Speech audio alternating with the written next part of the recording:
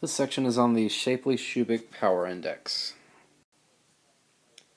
Alright, with this section, the most important difference from the Bonzoff power index to remember is that order matters. In this section, we're going to be ordering players in different ways and finding a player that turns a losing coalition into a winning coalition. And so instead of winning and losing coalitions, we're just going to look at overall coalitions and call them sequential coalitions.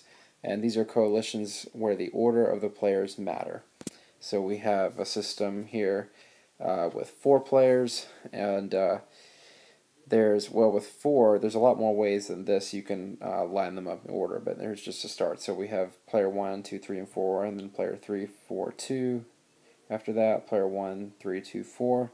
Okay, and just a minute, we're going to talk about how to compute how many different coalitions there are. Alright, and that is here. The number of possible sequential coalitions is just n factorial, so the number of players that you have times the number below all the way down to 1.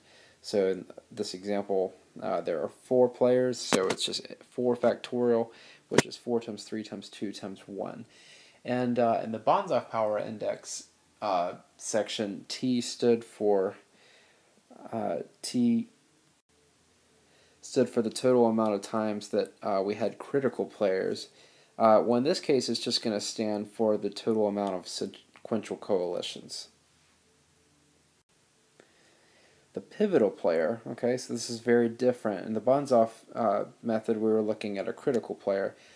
Here we're looking at a pivotal player as the player who causes the coalition to pass a motion. So, and we read our coalition from left to right, we add up the numbers until we have enough. And the player that causes us to go from losing to winning is the, or no to yes, is the pivotal player. So notice in this case, if we were to order the players as such, player 2, player 1, player 3, player 4, so this is just one of the many sequential coalitions. If we add player 3's weight, which is, player 2's weight, which is 3, player 1's weight, which is 10, so that's 13. That's not enough, so we would need player 3's weight, which is 2, to pass the motion to surpass 14. So in that case, player 3, or at least in that one coalition, player 3 is our pivotal player. So here's an illustration. If we were to have 3 players and we wanted to find out how many ways we could order those, here's all the sequential coalitions that could go. So we have P1, P2, P3, P1, 3, P3, P2. So as you can see, there are 6 total ways we could order these. Alright, and here's another illustration of what a pivotal player would be, and that's someone who contributes the votes that turn what was a losing coalition into a winning coalition. So say player 1 votes, player 2 votes, so on and so forth. This player votes, still not quite enough, but this player is the one that, with their votes, we turn a losing coalition into a winning one, or a total no is a total yes. One way in which this is similar to the Bonzoff method is the steps. So step 1, we're going to make a list of not just the winning coalitions this time, though, the sequential coalitions, so all possible sequential coalitions. And when we have 4 candidates, there's going to be 24 of those, and T is going to represent the number of those coalitions. Step 2, in each sequential coalition, we're going to determine the pivotal player. So in this case, we would be doing that 24 times. Count the number of times that P1 is pivotal. This is step 3. We're going to call that SS1, and we're going to repeat for each of the other players to find SS2, SS3, and however many candidates you have. So in this example, we get 11 times where player 1 is the pivotal player, and we get 9 times where player 2 is the pivotal player, Player 3 is the pivotal player twice, and player 4 is the pivotal player twice. If you notice, these numbers should always add up to the total T, which in this case would be 24, the total amount of sequential coalitions. Step 4, we're going to find the ratio. So we take pivotal player 1, the amount of times they were pivotal, and we divide it by the total. So this is going to give us the power index for player 1. And you're just going to repeat this process for players 2 and 3 and so on. And just like in the Bonzoff method, when we have a complete list, we have not just a power index, but a power distribution. Only this time it's the Shapley-Shubik power distribution. So here's a pretty simple example to start off with. We have 3 players in this case, and we want to find the Shapley-Shubik power distribution for this weighted voting system. So with 3 players, if we want to find out the amount of coalitions, then that's just T equals n factorial, so that's 3 factorial, so just 3 times 2 times 1, and that's going to give us 6. We're going to need to list out all 6 of those. So first is going to be player 1, player 2, and player 3. And it doesn't really matter the order in which you do this as long as you get all the possible orders there are. So 1, 3, and 2.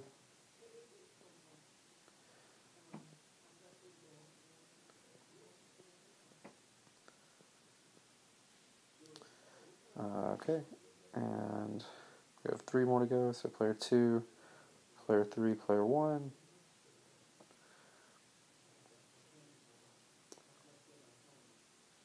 Player 3, player 1, player 2, and player 3,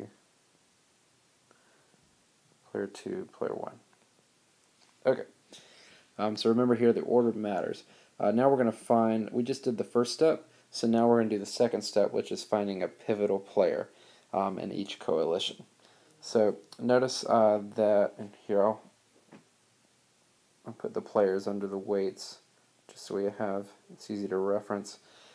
Okay, so player 1 has weight 3, and we need 4, our quota is 4, so if we add player 2's weight of 2, 3 plus 2 is 5, which is enough, so here's our pivotal player. Alright, next coalition, player 1, that's 3, and then player 3 is 1, so 3 plus 1 is 4. That's enough, so player 3 is the pivotal player there. Next order, player 2 we start off with weight of 2. Player 1 with weight 1, so that's 3, that's not enough, so we're actually going to need player, oops,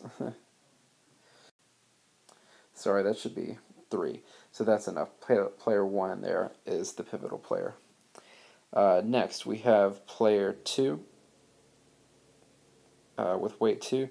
Player 3, I think I was getting ahead of myself, this is the one where it's a little different.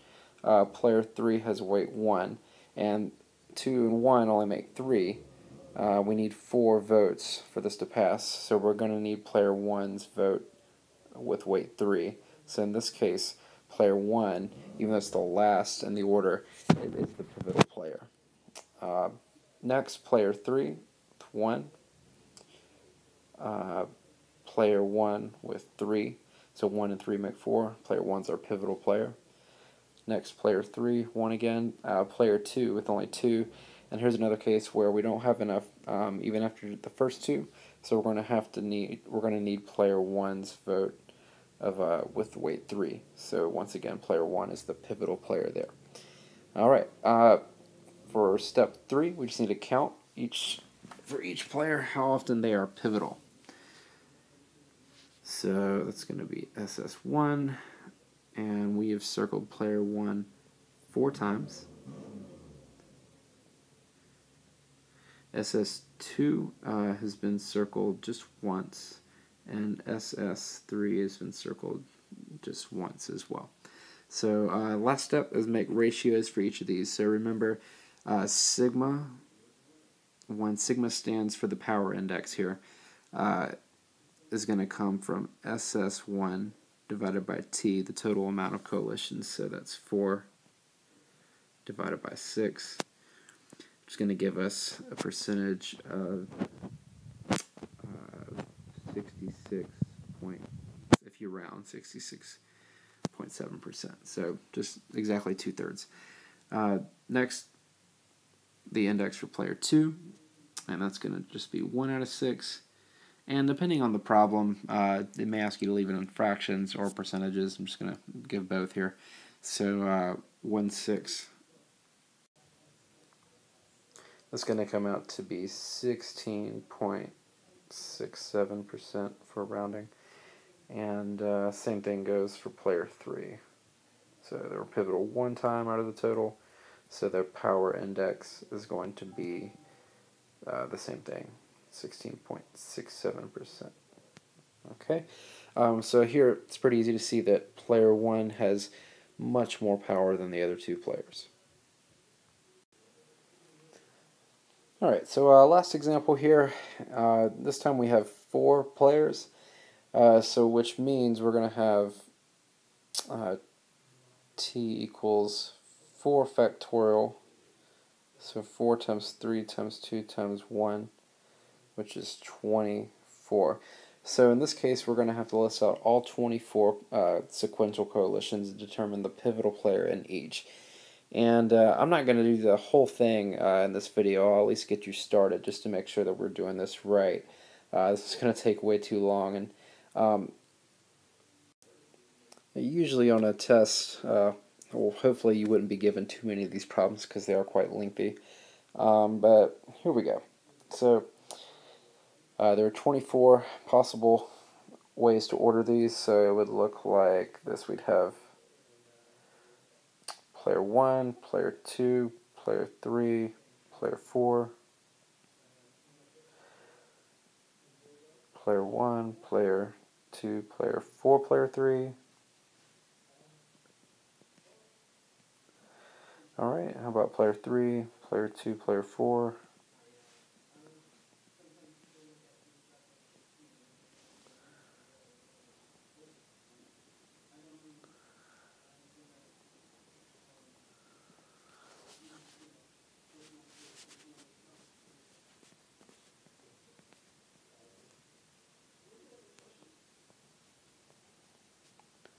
Okay, so what I'm doing here, I'm just listing out the 6 times that player 1 is in front.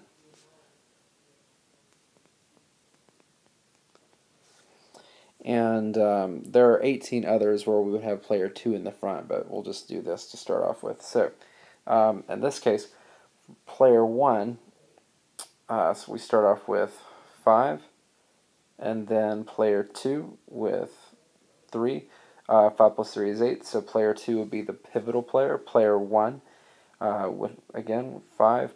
Player 2, 3. Once again, 5 plus 8. 5 plus 3 is 8. Pivotal player is player 2. Alright, next, 5. Then player 3 with 2. 5 plus 2 is 7. That is enough. Player 3 is our pivotal player.